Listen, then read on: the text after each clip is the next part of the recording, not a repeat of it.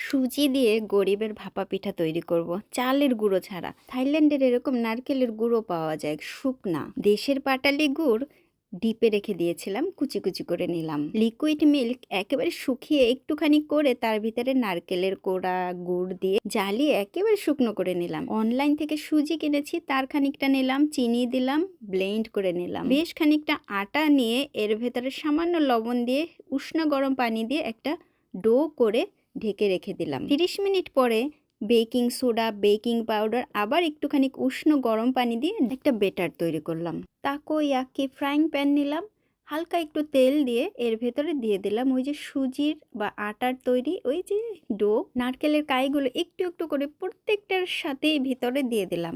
এবার একটু ঢেকে দেব।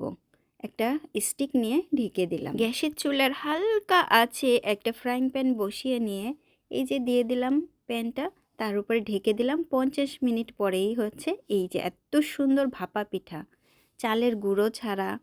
খুবই খুবই ইয়ামি ইয়ামি একটা ভাপা পিঠা সুন্দরভাবে হয়ে গেল।